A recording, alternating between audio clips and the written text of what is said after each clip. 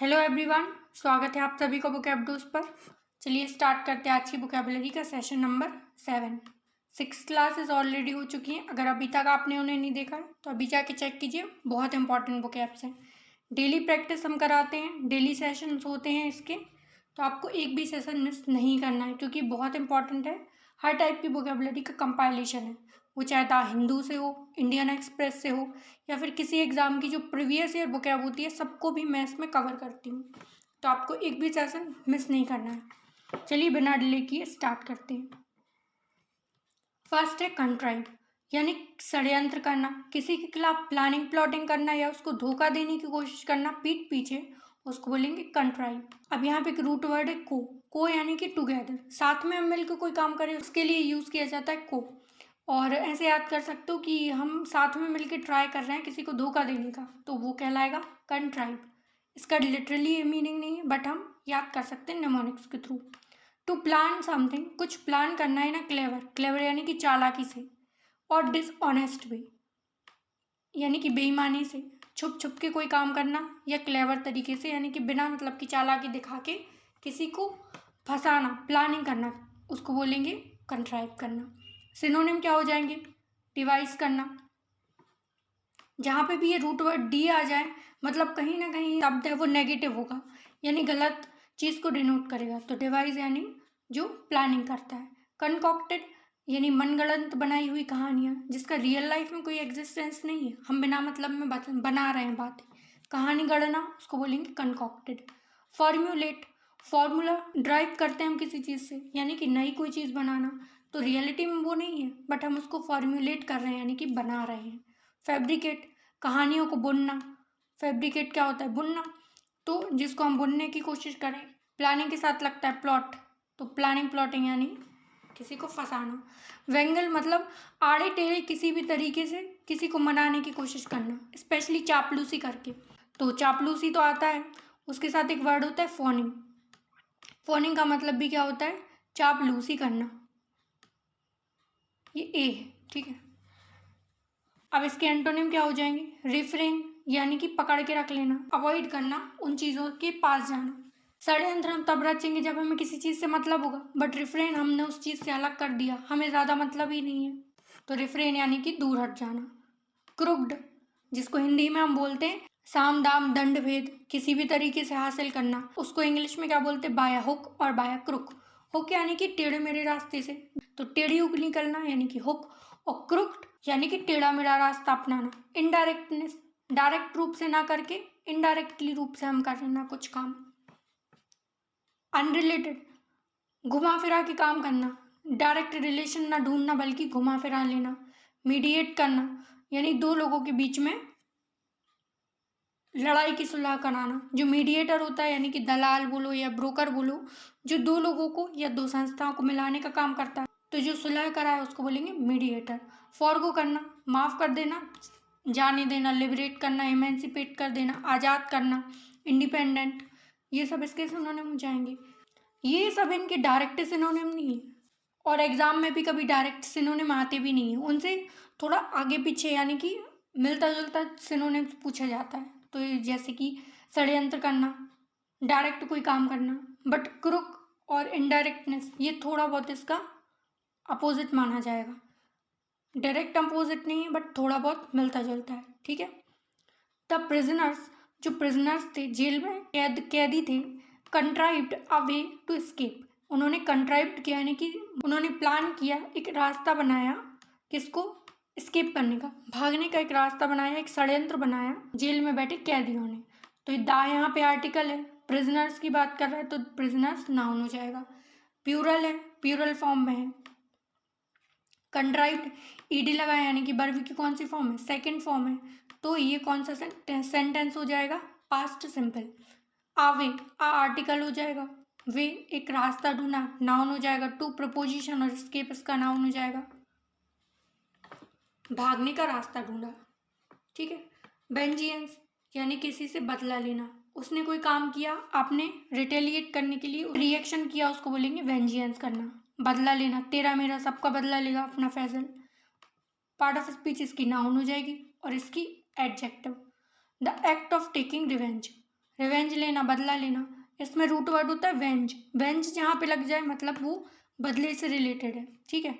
जैसे सिनोनिम में देखो अवेंजमेंट लिखा है, इसमें भी एक वर्ड लगा है वेंज, तो यानी बदला लेना। जो अवेंजर मूवीज होती हैं वो अक्सर बदले की भावना पे बनी होती है ना, बदला लेने के काम करते हैं। रेट्रीब्यूशन यानी किसी से बदला लेना। रिटेलिएशन ये तो पता है, रिटेलिएट करना। रिप्रीजल मतलब भी क्या होता है, किसी से बदला लेना। इसके अपोजिट में क्या हो जाएंगे, माफ़ कर देना, पार्डन, पार्डन में प्लीज़, क्षमा कर देना।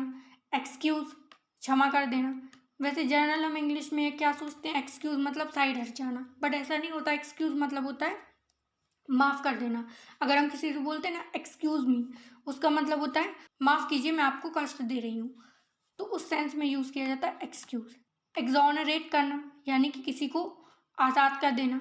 एक्स यानी कि बाहर निकाल देना, तो किसी को आज़ाद कर देना अपनी ज़िंदगी से, अपने घर से या कहीं से भी, उसको बोलेंगे एक्सोनरेट करना। एब्जॉल्व, कोई आप पे मुकदमा लगा था या दोष लगा हुआ था, अब आप उस दोष से बरी हो गए, एब्जॉल्व हो गए यानी कि आज़ाद हो जाना। एक्विट, क्विट कर गए यानी कि हट गए, तो आज़ाद हो गए। एमनेस्टी, किसी को माफ़ी दे देना। एक संस्था भी बनी है एमनेस्टी इंटरनेशनल, उसका मतलब भी क्या था, क्षमा देने वाली संस्था। एक्सकल्पेट कर देना, फिर से एक्स लग गया यानी कि आज़ाद कर देना। कल्प्रेट था, उसको एक्सकल्पेट कर दिया। ही वॉज ब्लाइंडेड, वो ब्लाइंडेड था, वो अंधा था। बाय हिज डिज़ायर, अपनी जो इच्छा थी उसके मन में पनप रही थी, उसके पीछे वो कैसा था, अंधा था, और अंधाधुंध भागे जा रहा था। टू टेक वेंजियंस, बदला लेने के लिए, किससे, ऑन देम, देम यानी कि कोई होंगे जिनसे उसको बदला लेना है। फॉर किलिंग हिज फैमिली, कुछ लोग हैं उनने उसकी फैमिली की किलिंग की होगी, इसलिए वो बदला लेने के लिए क्या, उसकी जो इच्छा जागृत हो रही थी ना, उसके पीछे वो अंधा था, वो भागे जा रहा था बदला लेने के लिए। ये सेंटेंस का मतलब है। अब इसको तोड़ते हैं। ही यहाँ पे क्या है, सब्जेक्ट है और साथ में प्रोनाउन है। वॉज हेल्पिंग वर्ब है और ईडी लगा है यहाँ पे, यानी कि वर्ब की कौन सी, थर्ड फॉर्म है। देखो यहाँ पे सेकंड फॉर्म क्यों नहीं है। वॉज दो फॉर्म में यूज़ किया जाता है, एक तो सिंपल पास्ट होता है, वॉज लग गया मतलब कि सिंपल पास्ट का टेंस बनेगा, लेकिन दो टेंस भी तो बनते हैं, एक एक्टिव वॉइस होता है और एक पैसिव वॉइस होता है। अब एक्टिव वॉइस तो ये हो नहीं सकता क्योंकि वॉज के साथ अगर वर्ब की सेकंड फॉर्म तो लगती नहीं है, या तो आईएनजी फॉर्म लगेगी या थर्ड फॉर्म लगेगी। अब यहाँ पे ईडी लगा यानी कि ये सेकंड फॉर्म नहीं बल्कि थर्ड फॉर्म का काम कर रही है ना। और वॉज के साथ थर्ड फॉर्म लग गई, V3 लग गया, यानी कि ये कौन सा है, पास्ट सिंपल का पैसिव वॉइस है।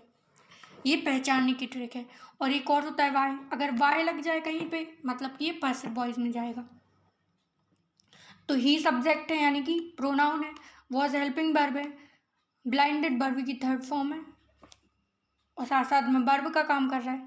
वाई प्रपोजिशन है, डिजाइन नाउन है, हिज उसका एडजेक्टिव है।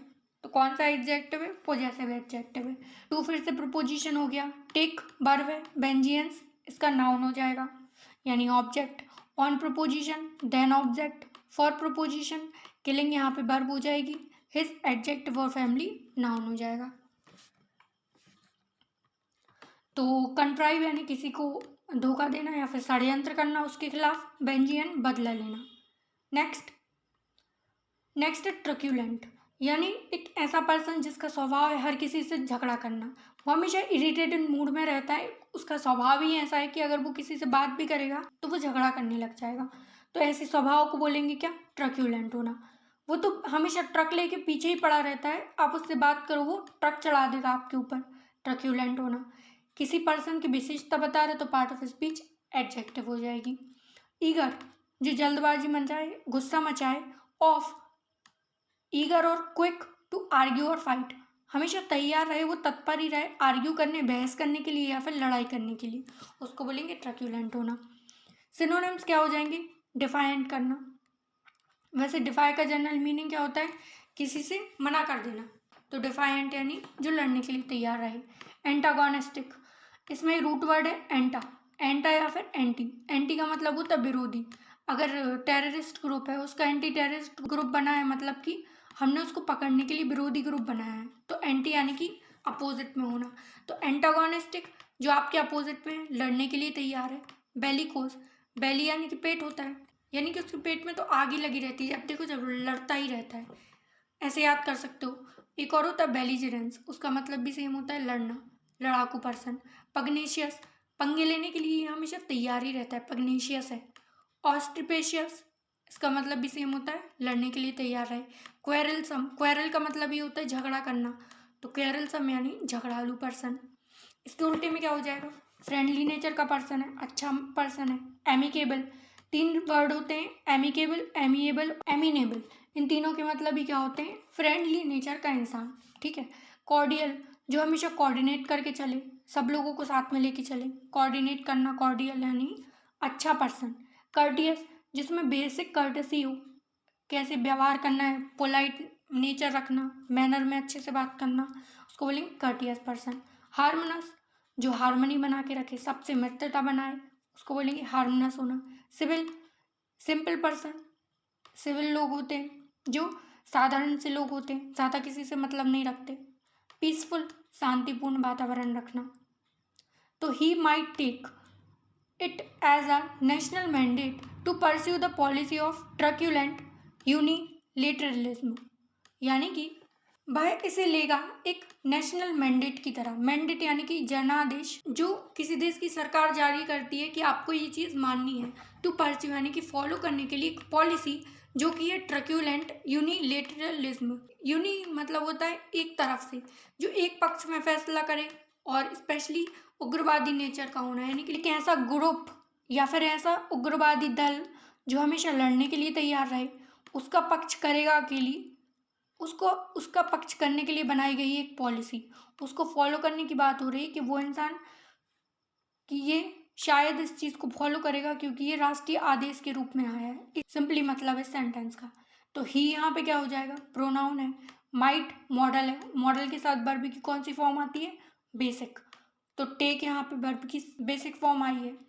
इट ऑब्जेक्ट हो जाएगा, एज कंजंक्शन है, आर्टिकल, नेशनल मैंडेट ये पूरा नाउन हो जाएगा। टू प्रपोजिशन, परस्यू इसकी वर्ब हो जाएगी।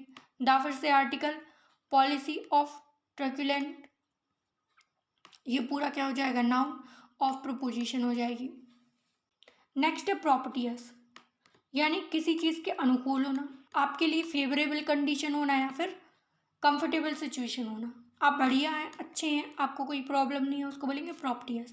अगर आपके पास प्रॉपर्टी है तो आप प्रॉपर्टीज फील करेंगे हमेशा। विशेषता बता रहा है इसलिए पार्ट ऑफ स्पीच एडजेक्टिव हो जाएगी। Favourable, likely to produce a successful result. अगर आप अनुकूल हैं, अच्छे हैं, कंफर्टेबल सिचुएशन में, तो सक्सेसफुल तो आप ही जाओगे। आप अच्छे हैं तो रिजल्ट भी आपको अच्छे ही मिलेंगे। सिनोनिम क्या हो जाएंगे, ऑस्पिशियस, बढ़िया वातावरण होना, जहाँ पे सब कुछ बढ़िया हो, कहीं कोई प्रॉब्लम ना हो। प्रोविडेंशियल, जो प्रोविडेंट फंड होता है कि अगर कोई आपदा आती है, कोई परेशानी आती है, उससे बचने के लिए, अपने आप को बेटर फील कराने के लिए हम प्रोविडेंट फंड रखते हैं बुरे समय के लिए। तो प्रोविडेंशियल यानी कि अच्छी स्थिति में होना। एप्ट, ये एब्रीविएशन यानी कि संक्षिप्त रूप है अप्रोप्रिएट। अप्रोप्रिएट यानी कि कोई किसी चीज़ के योग्य है, ये बिल्कुल परफेक्ट मैच है आपके लिए, तो एप्ट यानी कि परफेक्ट मैच होना। बेनिफिशियल, आपके लिए लाभकारी है।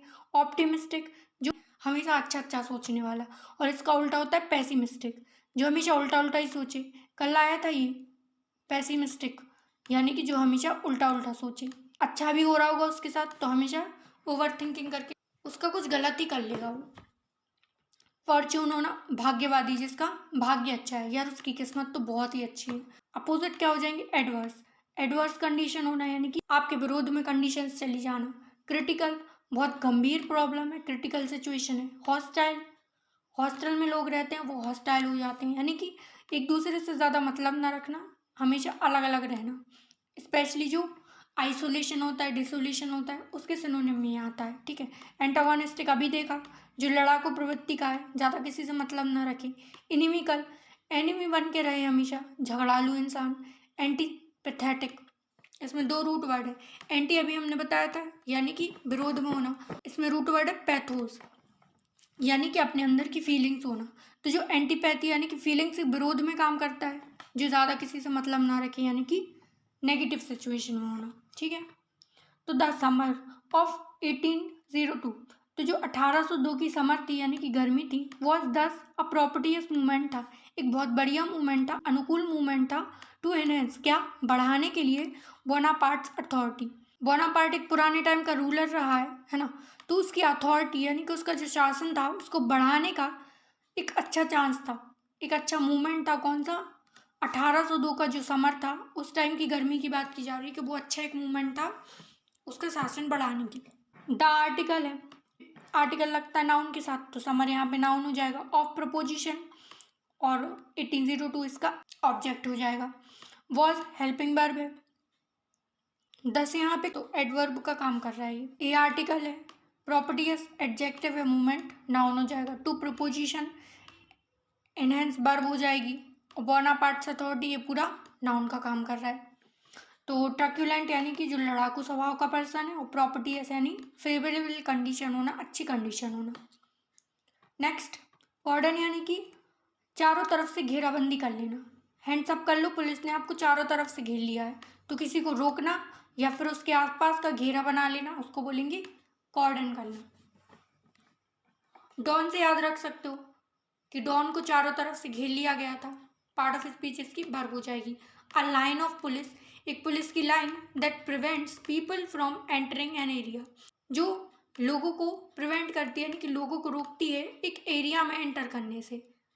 तो वहाँ लाइन खड़ी कर लेना, जैसे कि पुलिस बैरिकेड खड़े कर लेती है सिग्नल्स पे कि लोगों को आने जाने में प्रॉब्लम हो। अगर भीड़ भाड़ का एरिया होती है वहाँ पे बैरिकेड्स लगा देती है, तो उन्हीं को बोलेंगे क्या? कॉर्डन। तो बैरिकेड्स का एक सिनोनिम क्या हो जाएगा? कॉर्डन। लिखा भी है यहाँ पे, बैरियर यानी कि बाधा पैदा करना। सेग्रीगेट, ग्रेक का मतलब होता है झुंड, और ऐसी लगा के यहाँ पे इसको नेगेटिव बना दिया, यानी कि सेग्रीगेट करना, झुंड से अलग कर देना। तो तोड़ देना, बिखेर देना किसी को, उसको बोलेंगे सेग्रीगेट करना। एंटेंगल, टेंगल का मतलब होता है फंसना, तो जो इंसान फंस गया बीच में, अटक गया, एंटेंगल हो गया, उसको बोलेंगे फंस जाना। क्वारंटीन, ये तो बताने की ज़रूरत नहीं है, कोविड-19 के बाद सबसे ज़्यादा दो ही शब्द हमने सीखे हैं, एक तो आइसोलेशन और दूसरा क्वारंटीन। तो क्वारंटीन यानी कि कहीं पे फंस के रह जाना। रोप ऑफ करना, रोप का मतलब क्या होता है? एक तरफ का रास्ता, तो रोप ऑफ कर देना यानी कि दो रास्तों को अलग अलग कर देना। अब इसके अपोजिट क्या हो जाएंगे? अभी तो हमने बैरियर खड़े किए थे, लेकिन अब हमने क्या किया? सबको ओपन कर दिया, खुला छोड़ दिया। ओवर्ट का मतलब होता है खुला छोड़ देना, और अगर इस पर सी लगा दोगे आगे तो वो हो जाएगा कोवर्ट, यानी कि जो चीज़ बंद है और रहस्यमयी है, दुखी हुई है, छिपी हुई है, कंसील है, उसको बोलेंगे कोवर्ट। ये दोनों शब्द बहुत पूछे जाते हैं, ओवर्ट और कोवर्ट। ओवर्ट ओ यानी कि ओपन, कोवर्ट यानी कि कवर। एक्सेस कर लेना, अपने पास से बुला लेना। इंटरस्टाइस, इसका मतलब भी क्या होता है? खुली हुई चीज़ जो आपको दिखाई दे रही है। असिस्टेंस, किसी की मदद करना, हेल्प करना। क्रेनी, ये यूज़ होता है छेद के लिए, यानी कि एक छोटा सा होल कहीं पे होना जहाँ से आपको आर पार दिखाई दे सके। घेराबंदी में आपको क्या है? रोका गया था, लेकिन क्रेनी यानी उसके आर पार देख सको, उसको बोलते क्रेनी। और जो इंटरस्टाइस है उसका मतलब भी सेम होता है, यानी कि किसी चीज़ के आर पार दिख पाना, वो भी छोटी सी जगह से। ठीक है। The public were asked, public से पूछा गया था not to cross the security cordon. Public से क्या कहा गया था? पब्लिक से कहा गया था कि आपको ये सिक्योरिटी का जो कॉर्डन है, सिक्योरिटी की जो घेराबंदी की गई उसको क्रॉस नहीं करना। ठीक है। दा यहाँ पे क्या हो गया? आर्टिकल है, पब्लिक नाउन है, बर हेल्पिंग वर्ब हो जाएगी, आस्क्ड वर्ब हो जाएगी main verb, not negative sense है, टू प्रपोजिशन है, क्रॉस उसका नाउन हो जाएगा, द आर्टिकल है। सिक्योरिटी कॉर्डन, कॉर्डन कैसा है? सिक्योरिटी यानी कॉर्डन नाउन हो जाएगा, और सिक्योरिटी इसकी एडजेक्टिव हो जाएगी। ये पूरा सेंटेंस का मतलब है। बर है यानी कि ये पास्ट सिंपल का काम कर रहा है, लेकिन वर्ब की सेकंड थर्ड फॉर्म लगी है, सेकंड तो नहीं आ सकती, अभी बताया था। तो वर्ब की थर्ड फॉर्म लगी, यानी कि कौन सा है? पास्ट सिंपल का पैसिव वॉइस है। मुझे उम्मीद है कि वोकैब के साथ साथ आपकी थोड़ी बहुत ग्रामर भी स्ट्रांग हो रही होगी। नेक्स्ट है ऑडियल, यानी मुसीबत से भरा समय झेलना। एक ऐसी सिचुएशन जहाँ पे बहुत सारी प्रॉब्लम थी, लेकिन आपने फिर भी वो चीज़ें झेल ली। एक्सपीरियंस करना एक खराब सिचुएशन, उसको बोलेंगे ऑडियल में होना। अगर आपको कोई ऑर्डर देता है तो आप ऑडियल हो जाते हो, यानी कि मुसीबत में फंस जाते हो, ऐसे याद रख सकते हो। पार्ट ऑफ स्पीच नाउन हो जाएगी। अ वेरी अनप्लीजेंट, एक बहुत बेकार सी जो आप पसंद ना करो, और डिफ़िकल्ट एक्सपीरियंस करना, एक ऐसी सिचुएशन को डील करना, एक्सपीरियंस करना जो कि आपके लिए फेवरेबल नहीं है, अनप्लीजेंट है, अच्छी नहीं है, उसको क्या बोलेंगे? ऑडियल होना। ट्रिब्यूलेशन यानी कि हिलना, इधर उधर डोलना, तो ट्रिब्यूलेशन यानी होना परेशान होना। एडवाइजरी जो आपको अच्छा ना लगे, स्पेशली दुख के सेंस में ये यूज होता है। टॉर्मेंट, इसमें रूट वर्ड है टॉर, टॉर्मेंट बोलो, टॉर्चर बोलो, उसका मतलब क्या होता है, किसी को परेशान करना, इरिटेट करना। अगोनी, दुख होना, ये पहले भी हमने किया है। इंसान निराश है, हताश है, वो बहुत दुखी है, उसको बोलेंगे अगोनी में होना। नाइटमेयर, जिसको नाइट के सपने आते हैं, नाइट में खराब या फिर डरावने सपने आते हैं, उनको बोलेंगे नाइटमेयर होना। तो ये भी एक टाइप का खराब एक्सपीरियंस है। इसके उल्टे क्या हो जाएंगे, बढ़िया एक्सपीरियंस है। कंटेनमेंट यानी कि संतोष होना, ये नेगेटिव सेंस में यूज़ किया जाता है, यानी कि कंटेंट, आप संतुष्ट तो हैं लेकिन एक छोटी सी चीज़ में। जैसे मान लो अगर आप गवर्नमेंट जॉब की प्रिपरेशन कर रहे हो, तो आपको एक छोटी सी जॉब मिल गई, एमटीएस की जॉब भी मिल गई, तो अब आप उसमें कंटेनमेंट हो, संतुष्ट हो कि अब मुझे आगे कोई स्टडी नहीं करनी, जो कि एक नेगेटिव सेंस है, क्योंकि छोटी सी चीज़ में आप संतुष्ट हो जाओगे तो बड़ा कैसे अचीव करोगे। तो ये नेगेटिव सेंस का वर्ड है, ठीक है। ग्लैडनेस, आप बहुत ग्लैड हो, खुश हो बहुत। ग्रेटिफिकेशन, अच्छा सा नेचर दिखाना। इक्वानिमिटी मतलब कि फ्रेंडली नेचर दिखाना, अच्छाई दिखाना। मैग्नानिमिटी भी किया था हमने कल, उसका मतलब भी क्या था, खुशी, प्रसन्नता, अच्छाई दिखाना। कंप्लीसेंसी, आप बिल्कुल कंप्लीट फील कर रहे हो, अच्छा फील करना, ठीक है। Through out the ordeal of recent month, through out यानी कि जो सभी के सभी खराब एक्सपीरियंस थे, ऑर्डियल थे ऑफ रिसेंट मंथ, अभी अभी जो हुए इस महीने के जितने सारे जो खराब एक्सपीरियंस थे, उनके बावजूद भी जो डेयरी था was clearly drawn strength from his family. जो डेयरी था उसने क्या किया, क्लियरली, ये साफ साफ दिख रहा है कि उसने ड्रॉन किया, यानी कि पाया क्या, शक्ति पाई, स्ट्रेंथ पाई, मजबूती पाई, फ्रॉम हिज फैमिली, अपनी फैमिली से उसने स्ट्रेंथ। थ्रू आउट यहाँ पे प्रोनाउन है, यानी इसका मतलब है सारा का सारा, जितना भी, सब कुछ को मिला के। द आर्टिकल हो गया, ऑडियल यहाँ पे नाउन हो गया, ऑफ प्रपोजिशन है, रिसेंट मंथ, मंथ यहाँ पे नाउन हो जाएगा और रिसेंट इसका एडजेक्टिव हो जाएगा। डेयरी फिर से सब्जेक्ट है, हैज हेल्पिंग वर्ब है, क्लियरली एडवर्ब हो जाएगा, ड्रॉन एडजेक्टिव और स्ट्रेंथ यहाँ पे noun, from preposition his adjective और फैमिली नाउन। कैसे पहचाना मैंने, फ्रॉम प्रपोजिशन होती है, उसके बाद जो भी लगता है उसको बोलते हैं नाउन, और यहाँ पे पोजेसिव एडजेक्टिव है, हिज हो गया, हर हो गया, हिम, ये सारे क्या हो जाते हैं, पोजेसिव एडजेक्टिव हो जाते हैं। और स्ट्रेंथ यहाँ पे नाउन है, नाउन की विशेषता बताता है एडजेक्टिव, और एडजेक्टिव की विशेषता एडवर्ब बताता है। एलवाई से पता चल रहा है कि एडवर्ब है, ठीक है। तो कॉर्डन होना है घेराबंदी करना, और ऑडियल यानी कि मुसीबत एक्सपीरियंस करना, डिफिकल्ट सिचुएशन को एक्सपीरियंस करना, ठीक है। नेक्स्ट है इम्प्लीकेशन, किसी किए हुए काम का प्रभाव, या फिर किसी को सचेत करना कि आप अगर कुछ काम करोगे ना तो आपको ऐसा रिजल्ट मिलेगा। पहले से किसी को चेतावनी देना या फिर उसके प्रभाव के बारे में समझाना कि यार तुम ऐसा करोगे ना तो ऐसी मुसीबत फंस जाएगी। अगर आप बहुत ज़्यादा फ्यूल का यूज़ करेंगे तो आपको एनवायरनमेंट का पोल्यूशन भी झेलना पड़ेगा, ये इसका प्रभाव है, तो हम उसको इम्प्लाई कर रहे हैं, इम्प्लीफिकेशन बता रहे हैं कि यार ऐसा हो जाएगा। पार्ट ऑफ स्पीच इसकी नाउन हो जाएगी। द इफेक्ट, जो प्रभाव है, that something will have on something else in the future, कि कोई प्रभाव होगा किसी चीज़ का जो कि होने वाला है, कब, फ्यूचर में, किसी किए हुए काम के लिए, उसको बोलेंगे क्या, इम्प्लीकेशन होना। आप किसी को सजेशन दे रहे हो, यानी कि उसको बता रहे हो, चेता रहे हो कि ऐसा हो सकता है, सजेशन देना। इन्फ्रेंस, जो मोस्ट ऑफ द पैसेज होते हैं उनमें एक क्वेश्चन आता है इन्फ्रेंस करने का, इन्फर करने का, कि आप इस सेंटेंस से, इस पैसेज से क्या इन्फर कर पाए, अपने हिसाब से क्या अंदाज़ा लगा पाए, यानी मन की भावनाएं लगाना। इंसिनुएशन यानी कि पहले से कुछ समझ जाना, अंदाज़ा लगाना कि यार क्या हो सकता है, वो भी नेगेटिव सेंस में। सिन लगाया यानी कि कहीं से कहीं तक, ये नेगेटिव में जाएगा। इनुएंडो, ये अभी पूछा गया था, अंदाज़ा लगाना। इंटीमेशन, हमारी जो इंट्यूशन है वो कह रही है, अपने मन से मन की भावनाएं लगाना। अपोजिट क्या हो जाएगा, जो चीज़ क्लियर है, हम कुछ मन से नहीं सोच रहे हैं बल्कि रियलिटी में ऐसा है। आर्टिकुलेट होना यानी कि स्पष्ट होना, क्लियर होना, सब कुछ साफ साफ दिखना। कोहेरेंट, कोहरा हट गया तो सब कुछ ऐसा हो गया, कोहेरेंट हो गया। एक्सप्रेसिव, जो एक्सप्रेस करने लायक हो, रियलिटी में है वो चीज़। फ्लुएंट, बिल्कुल एकदम से क्लियर रूप से बाहर आया है।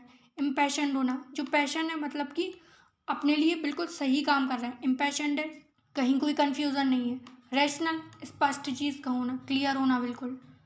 तो मैनी पीपल आर अनअवेयर, जो बहुत सारे लोग हैं वो अनअवेयर हैं, अनजागरूक है, मतलब उनको कुछ नहीं पता है of the implication of such reforms.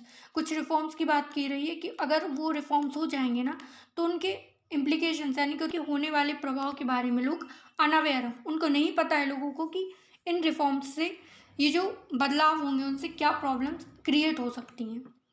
तो मैनी पीपल यहाँ पे पूरा क्या है, नाउन है। आर हेल्पिंग वर्ब हो जाएगी, अनअवेयर वर्ब हो जाएगी, of preposition the article, implications फिर से noun, of preposition such adjective हो जाएगी, रिफॉर्म्स यहाँ पे नाउन हो जाएगी। अब आपको तोड़ना आसान लगने लगा होगा सेंटेंस, ठीक है, क्योंकि मोस्टली केसेस में प्रोपोजिशन आता है, आर्टिकल आता है, उसके नाउन होते हैं या फिर कहीं पे एडवर्ब एडजेक्टिव, तो आप समझना सीख गए होंगे थोड़े बहुत, है ना। आर क्यों लगा है यहाँ पे, क्योंकि पीपल हमेशा दिखने में कैसा लगता है, सिंगुलर है, बट यहाँ पे एस नहीं लगता, बल्कि ये पीपल अपने आप में क्या होता है, प्यूरल होता है, ठीक है। तो इसलिए यहाँ पे आर आई है, आर लगा यानी कि ये कौन सा टेंस है, प्रेजेंट सिंपल टेंस, ठीक है। आगे स्टिग्मा, स्टिग्मा यानी कि कलंक, किसी पे कोई दाग लग जाना या फिर कोई ऐसा काम कर देना जो शर्मिंदगी वाला हो, आप उससे नजरें झुका रहे हो, उसको बोलेंगे स्टिग्मा होना। पार्ट ऑफ स्पीच नाउन होगी। बैड बर्ब बेकार, खराब, और often unfair feeling for a particular illness, किसी किए हुए काम की इलनेस या फिर खराब चीज़ के लिए की हुई एक ऐसी फीलिंग आना जो कि अनफेयर है, अच्छी नहीं है, वो बुरी है, उसको बोलेंगे क्या, स्टिग्मा। स्पेशली कलंक के रूप में यूज़ करते हैं, है ना। तो शेम होना, शर्मिंदगी होना, डिस्ग्रेस, ग्रेस यानी कि अच्छा फील करना, डिस्ग्रेस यानी कि खराब फील करना, स्टेन दाग लगना, कपड़ों पे स्टेन लग जाता है, ब्लेमिश कोई हमें ब्लेम कर दे तो हम कैसे हो जाएंगे, ब्लेमिश हो जाएंगे, दगीले हो जाएंगे। टेंट यानी कि दूषित होना, टेंटेड अमाउंट ऑफ वाटर यानी कि ऐसा वाटर पानी जो कि दूषित है, गंदा है, प्रदूषित है, उसको बोलेंगे क्या, टेंटेड होना। और इस मिर्च, उसको मिर्च से कर सकते हो, मिर्च कैसी है, तीखी है, खराब है, पंजेंट है, ठीक है। इसके अपोजिट में क्या हो जाएंगे, ऑनर जो कि सम्मान के लायक है, शर्मिंदगी वाला नहीं है बल्कि जिसको हम रिस्पेक्ट करते हैं, प्रेस्टिजियस अवार्ड मिलते हैं यानी कि ह्यूज रिस्पेक्ट के साथ अवार्ड, अच्छी रिस्पेक्ट आपको दे रहे हैं। ट्रिब्यूट देना, किसी के किए हुए अच्छे काम के लिए उसको ट्रिब्यूट देना यानी कि रिस्पेक्ट देना।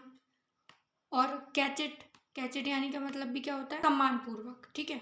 He still suffered the stigma, वो अभी भी सफ़र करता है यानी कि झेलता है उस दाग को, उस स्टिग्मा को, of having been rejected for the army, army के जो रिजेक्शन मिला उसको, आर्मी में जाना चाहता था, उससे रिजेक्शन मिला, उसका जो दाग था वो अभी तक वो उससे सफ़र कर रहा था, उसके मन से वो चीज़ निकली नहीं थी कि यार मेरा आर्मी में सिलेक्शन नहीं हुआ।